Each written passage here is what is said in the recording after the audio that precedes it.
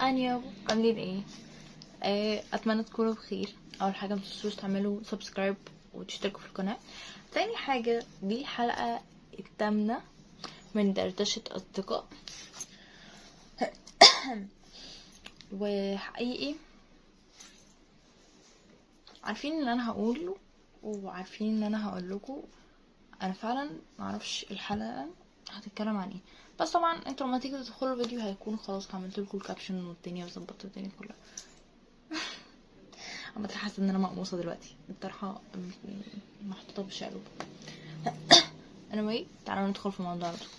بما ان انا الفتره دي خلاص قربت اخلص سنه اولى في الكليه اللي انا حاولت ليها بارادتي، والفتره دي فتره لخبطه كده شويه وتوتر بصراحه للدفعه الثالثه ثانوي السنه دي، وانا اصلا بنت خالتي من الدفعه دي.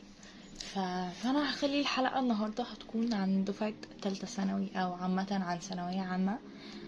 واذا كان بقى كنت علمي رياضه علمي علوم، انا مش عارفه بصراحه النظام الجديد ماشي ازاي قوي، بس هقولك الخلاصه والزيتونه من الاخر في الكام شهر دول. بصراحه كنت بتكلم في حاجه تانية، بس حسيت ان انا قصتي مع ثانويه عامه مأساوية شويه، فقررت ان انا هلغي كل اللي انا قلته وابدا معاكم الحلقه من هنا.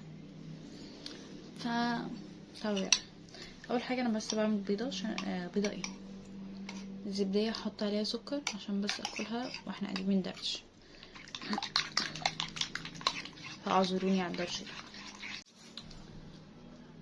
بص عايزه بس اقولكم كلمتين. ما تخافوش من قدر ربنا والموقف اللي انتوا هتكونوا فيه كمان شهر، ولا انتوا هتخلصوا تقريبا اخر شهر 6، فما تخافوش خالص. وانا عايزاكم بس حتى لو انتوا ما عملتوش كل اللي عليكم طول السنه، اعملوا اللي عليكم كام شهر دول، بكلمكم بامان. طيب الشهرين دول هل هيعادل بالشخص اللي عامل من اول السنه؟ لا، بس انت برضو هتاخد على قد تعبك في الشهرين دول. انت ممكن تبذل مجهود اكتر اصلا من الشخص اللي بقاله طول السنه بيذاكر. يعني انت متخيل؟ طب يعني انا هكون عند ربنا كده احسن، وما تفكرش بقى، ما ده مش وقته تفكير بصراحه. اتوقع ان انت تيجوا في الشهرين دول كمان اللي انتوا هتبدأوا تشدوا حيلكوا فيهم تستسلموا لتفكيركم بجد وتقعدوا تفكروا، فانتوا بصراحه مغفلين بجد بأمان. انا دلوقتي طالب ثانوي عام، ضيعت كتير، لمي في القليل بقى، يعني تفهم. ما هو مش هنضيع كله، فنلم اي حاجه. على الاقل نبدا بالملخصات، نبدا بالتلخيصات الكتير. في ناس كتير بتكون ملخصه كويس. عندكم على التليجرام هتلاقوا حاجات كتير. على اليوتيوب اكتر المدرسين اصلا بيكونوا منزلين كل حاجه عليه حرفيا، حتى حاجه يعني حتى المدرسين اللي انت بتشترك معاهم في منصه او كده بيكونوا منزلين برضو شرح السنه كلها، وكمان الملخصات مثلا بتاعت الابواب والملخصات بتاعت كل فصل. فحرفيا انت ما تتلككش بجد. اغلبهم كمان اللي بيكونوا بيحلوا حاجات بيحطوا PDF تحت في الديسكريبشن، وانت تنزل بس المطلوب منك تنزل تطبعه وتشتغل معاهم تحل، وبعد كده ترجع توقف الفيديو وبعد كده تخلص حل تشوف الفيديو وتشوف انت حليت صح ولا غلط. طيب يا هنا انا بحله كله غلط، مش مشكله، انا لسه بقول مش وقته، ده مش وقت صياح بقى، ده مش وقت بقى يا هنا احنا مش عارفين نحل، يا هنا مش لا، انت مش عارف، انت معرفتش تحل المره دي، حاول تاني عشان تحل. ما محدش هيجي يحللك. وفي ثانويه عامه انا مش بقلقكم، بس وقت ما تيجي في الامتحان مفيش حد يساعد حد. وعامه عايزه اقول لكم ان ده هيكون مبدا الحياه اصلا بعد ثانويه عامه في الكليه. انت لما تدخل الكليه حتى لو كليه عمليه محدش هيساعدك، يعني الا القليل والا ما رحم ربي، بس مش كل الناس هيكون مثلا عندها ود، او مش كل الناس هتكون بتساعدك اصلا عشان تشوفك مثلا انت احسن. لا، مفيش حد اصلا هيبقى عايز انه يشوفك احسن. فانت المفروض انت بتشوف نفسك احسن، المفروض انت بتشتغل على نفسك، المفروض ان انت بتساعد نفسك اكتر.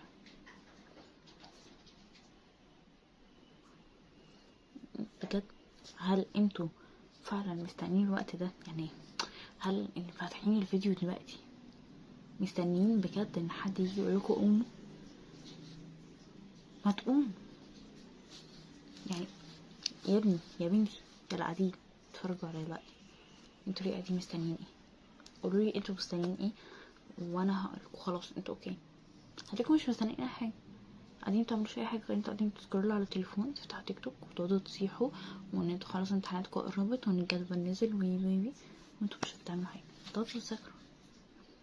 يا جدعان ما بقولكوش، انا بالنسبه لي انا ما منعتش تليفوني نهائي، بس كنت بتجنبه، كنت ببعده وقعد اذاكر.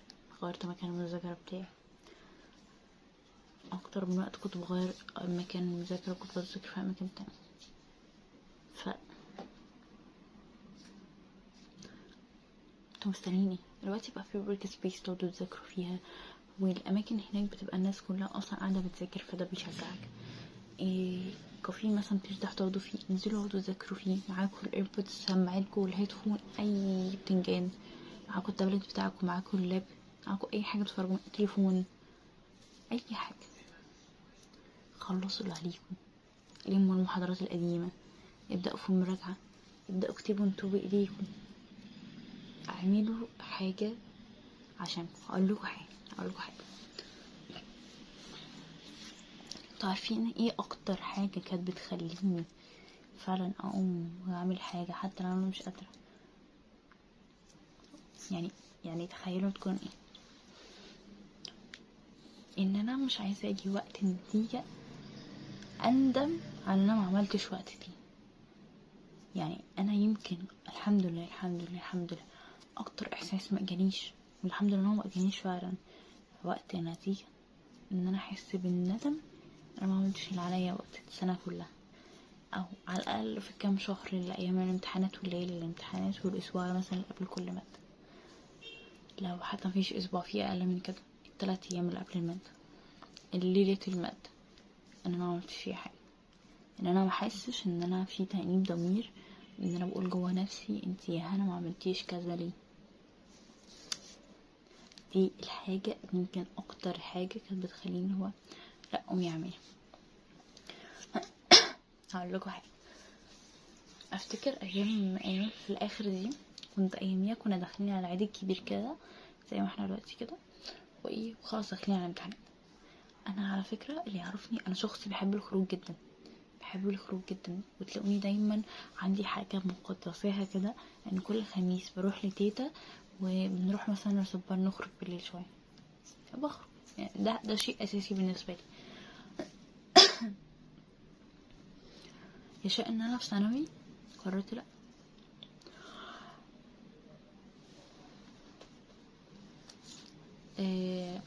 في ثانوي قررت ان الموضوع ده لا. كنت بروح لتيتا بس ما بطولش عندها، كنت بروح تغييرا للجو واشوف تيتا اطمن عليها واشوف خالاتي وقرايبي وكده وبروح. طب يا هنا كنت بتعملي بقية اليوم؟ انا بالنسبه لي حق الله انا وقتها فعلا كنت مظبطه وقتي، كنت بقوم بدري، كنت بقوم الساعه 6 اقعد اذاكر، كنت حاطه المكتب بتاعي اصلا هنا، كنت حاطاه في مصدر اضاءه، فكنت دايما بفتح الشباك، وكان دايما ده بيشجعني ان انا ايه، انا قمت وقعدت والاضاءه قدامي، فانا شايفه ان الدنيا نور وان الناس صحت وكده.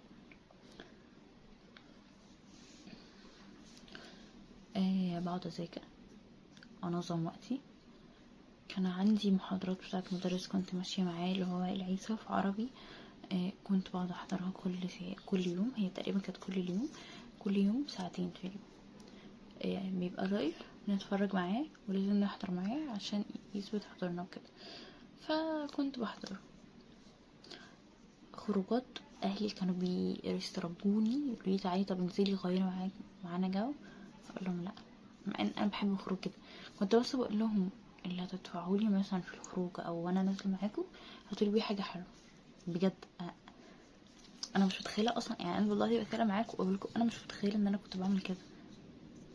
انا فعلا بحب الخروج، بحب ان انا انزل اخرج، فما كنتش متخيله ان انا هيجي عليا وقت وممكن اشيل العاده دي من وقتي من حياتي لقيت لي ان انا حطيت عادات تانية غيرها بتاعه المذاكره والمثابره، وان انا بحاول اعمل. كانوا جايبيني، كانوا كل ما ينزلوا يجيبوا لي شنطه حاجه حلوه قد كده. كان عندي درج حرفيا كل يوم باخد منه حاجه وانا قاعده باكل وانا قاعده بفطر وبتفرج على مدرسين وبحل وكده. وايه، والاقي تاني يوم الاقيه بيزيد. هما لقوا انه لا، هنا بتذاكر، هنا بتعمل اللي عليها الفتره دي اكتر من اي فتره، فربنا يعينها واحنا ايه هنشجعها على ده. انا عايزه اقول لكم والله العظيم، والله العظيم كان مره انا عديت في ثانوي ده كان في مواد الرياضه الاربع فروع كنت بذاكرهم لوحدي في فتره تقريبا لمده شهر، بسبب ان حصل خلاف كده بيني وبين الدكتور، بيني وبين المدرس قصدي، وزعل مني وكده، وان انا كانت درجتي مكانتش احسن حاجه. فهو زعل انا كنت بحبه ونزلت بحبه جدا على فكره يا جماعه. بس يوم يبقى يعني الشهر فعلا ده انا بجد زعلت منه جدا. بس يعني الحمد لله بعد احنا عادي اتكلمنا وكده. بس عايزه اقول لكم بسبب الموقف ده خلاني اعرف اقعد اذاكر. لا كنت بذاكر، كنت بقعد كل يوم اذاكر شويه كيمياء وشويه فيزياء وشويه فرع من فروع الرياضه. طبعا كنت مخلصاهم كلهم، فكنت بحاول اراجع واحل عليهم، لان دي رياضه فانت لازم تشغل ايدك ولازم تشغل دماغك على طول كده. وقت الثانويه ما كنتش جايبه الآلة يا جماعه، انا جايباها اصلا في اخر شهر، فما كنتش لسه متعوده عليها وانا داخله الامتحان. دي حاجه. هل انا وقتها قلت او طول السنه كنت بقول لا والدنيا صعبه؟ لا، كنت بشتغل على الآلة على التليفون،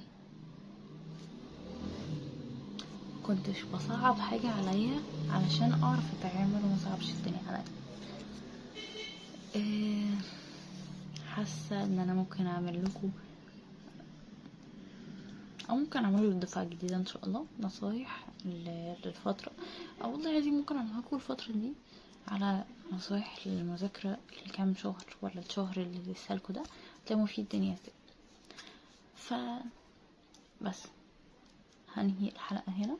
حابه اقول لكم بس ان انا بحبكم جدا، وبحب اي حد عامه بيتفرج عليا حتى لو انا معرفكوش، انا بحبكم يعني بجد. اصلا انا عندي يقين وايمان ان شاء الله ان احنا هنكون عدد اكبر من اللي موجود دلوقتي، فانا مبسوطه جدا وبحب اي عدد. يعني رقم واحد لما بيزيد كده بفرح جدا وبكون بحبه، هو وال600 وي اللي عندي.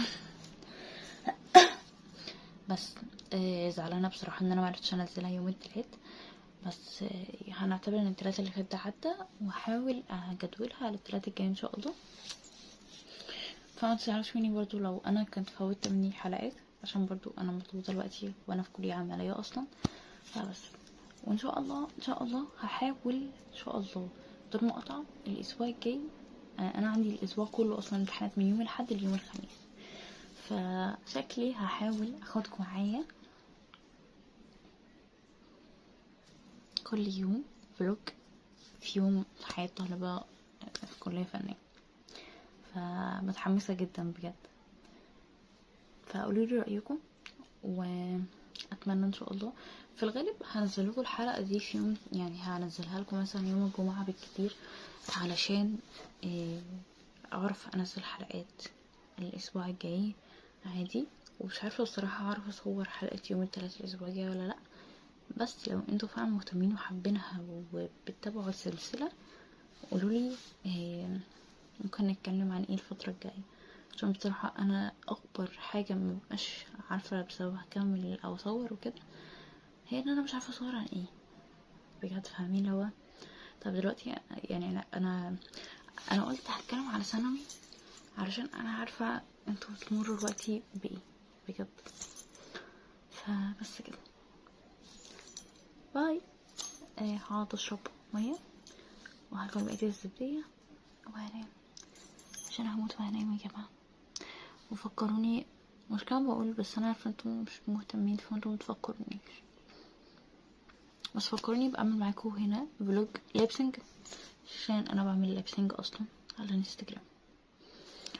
متنسوش تتابعوني في الاكونتات التانية بتاعتي، انستجرام، فيسبوك، تيك توك، سناب شات، وتويتر، وبنترست يا جماعه والله.